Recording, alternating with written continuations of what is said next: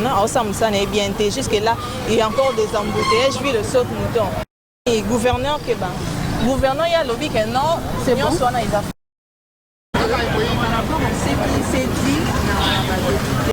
Il y a beaucoup de saleté dans notre ville de Kinshasa. On va partout de ce côté Kingasani. Ici à Lingwala, apparemment à Gombe, on a quand même amélioré d'autres choses. On a essayé de ranger l'électricité. Il y a des gens qui balayent dans la route, ceci c'est la mer. Il y a quand même des embouteillages. Quand même, on a conçu des sauts de moutons là, mais il y a toujours de l'embouteillage. Quand même, il n'y a pas de changement. Donc pour moi, je vois que c'est que les députés ont la réaction des députés dans l'Assemblée nationale, ils ont quand même raison par rapport à ce que nous voyons ici dans notre ville de Kinshasa. Et quel message que je dois lancer au gouvernement? Mon message est que les gouverneurs puissent un peu améliorer sa façon de travailler, qu'il essaie un peu de circuler dans des routes, dans des quartiers et voir ce qui se passe. C'est tout cela. C'est fini? Si insécurité est chaque jour à la le gouvernement le dit que non, Kinshasa est propre. Donc que les députés vont dire que le gouverneur a raison, tout a tort. Les députés mais a raison, tout va. Oh, merci. Par rapport à Mamouillon sur les députés, Kinshasa est salité à salité. Et puis, insécurité est ma casse. Donc, sur les qui partout, on a Gombe. Mais sur les qui a Gombe partout. Au moins, on a salité, poubelle, par-ci, par-là. Et puis, Kinshasa a Gombe, sur qui a cité, on a salité ou tout le bâti. Donc, ça a été un peu partout. En insécurité, le président a raison, le balobi. Chaque jour, on a la télévision, on a les députés ont raison, et le gouverneur a tort. Donc, ils ont raison, le gouverneur est compétent. Par exemple, on a lobby terme, on a main, Mambo, les députés ont raison, le gouverneur, il y a le Mambo, Salema. On a les policiers, les policiers, les policiers, les moto. Et si l'on a une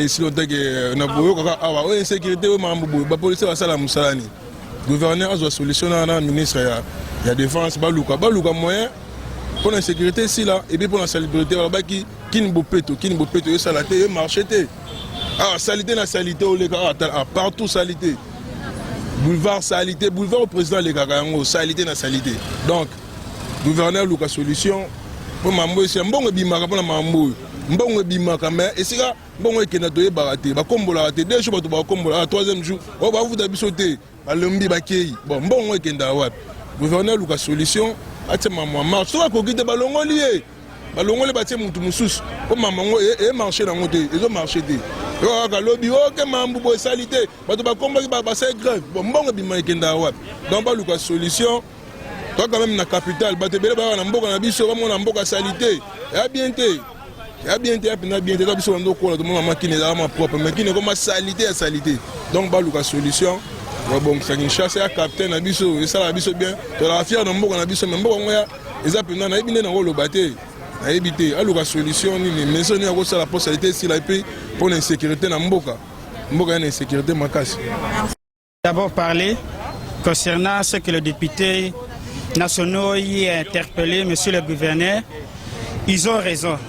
Parce que si nous voyons un peu les années passées avec notre ancien gouverneur, M. le Kimbuta, non, donc le Kinshasa n'était pas comme ça.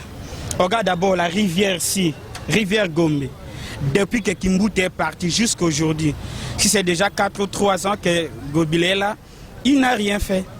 On n'a rien bouché comme la rivière là. Il est toujours comme ça.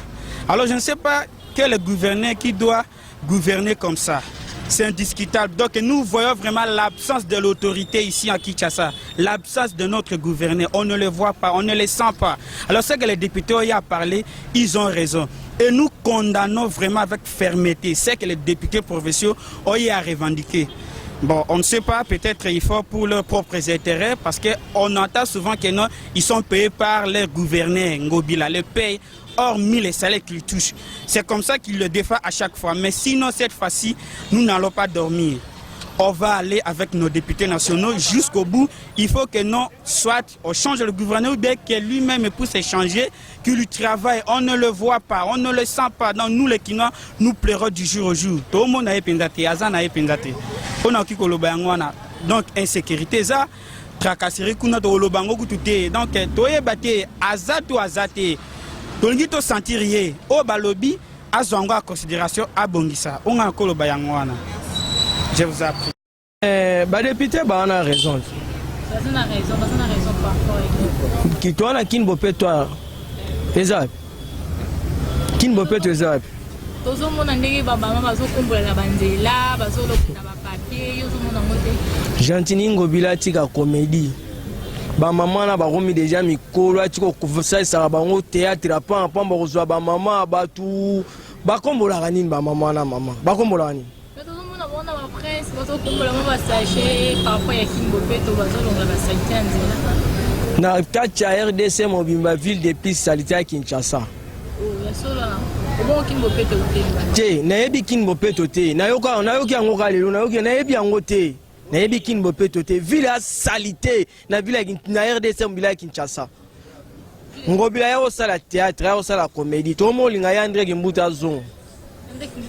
Mais déjà que gouverneur Gentini to komi maele tozwina mutu aleki na ye André te yo epa ye André omona ville ezalaki bo tia biloko ya Gentini Ngobila kosalelaka bato tia biloko ya kosalelaka bato ville ekomi bopesa yango kini mopeto mpo nini kini toloba nini tokolobake kini bamba omona te babambi kini mobimba Maman, koseka tozo mupanzi sango, koseka te kine komi ya kobamba tol partout musala Gentini Ngobila ya osala yango ya osala biso yango wana ya osala bino awa toza terrain moko na lingwala totikala yango aye ko tshaba tol bavandi 7 mois yango musala esala makate kende tala ekomi na mususu Mama botika Gentini Ngobila wana akokana yumbi te ebongo Kinshasa akokango c'est grand problème yango wana sikoyo sengi nini toza na besoin ba député balungola ina wana lungwana alung eza makambo mandat pe avait fait c'est comme na suka lelo ba otuna avait fait c'est na mandat na fait masa na aider te biso ba kongomani tozo zela to tuna ye to pesi 5 ans yango atika na une année parce une année faut préparer élection mutabomi c'est masa na Gentini Ngobila c'est tu vas katanga été soka katinga na oloba soute feti segedi ayo kango biso bato vota ki ye muninga na yeda ki était o baba no sauvaner na poto o baba no sauver ki chasse na tana bon ki chasse fulu Nengi ba selon Nengi gouverneur que ba yo kana quitter selon ni propre bazo bongisa alors que ba liste les premiers à Awake ville ya Kinshasa Gentini Ngobila aza gouverneur mais assemblée provinciale ne décidera des problèmes nyonso et ville ya Kinshasa soki ezo marqué salité na condamné mbingi Gentini Ngobila te to na pouvoir aussi na IDPS pouvoir EDP na bango soki ville eza simba te to ba député provincial majorité to 45 députés bana moyen so ko c'est Gentini Ngobila tsa mbususu mais comme ça marche pas na ville ça vient ça au beba tant on preuve que mutu directeur général IDP si muta confirmant vie ça au beba na so que moyen zate mai courant mo beleza au beba Gentini Ngobila une fois moi mkina mona mabia papa a ba terrasse publique on a benana pour rien na c'est pas na idée na mais au tika ba terrasse banzela ko kongo bo bloc aussi na balabala kinois fou la boki na makadam tout ces Gentini Ngobila pas Gentini Ngobila comprendre le gouvernement provincial les alliés et la solution au barossa la pona au barossa au baromona ce que ba salité wana ozo komona na ba nzela est-ce que ça problème ya population ne baza mal encadré ou bien les années nini mani ba konta nini ya mboka ne basoko bongisa ngote ezali na population azana kati wana population congolais azo ça qui a fulu akomo na makadam te déposer na makadam et pas les Gentini Ngobila biso mo ba congolais biso mo ba kinois comme il parle aux foulou au bac de macadam et j'ai un tingo bilatin dans un monde on a eu un centre-ville le centre-ville est comme ma air nyonso 24 boulevard normalement tout ça comme mais milieu ou banlieue wana na bi penate biso centre-ville là tout le monde est musali salim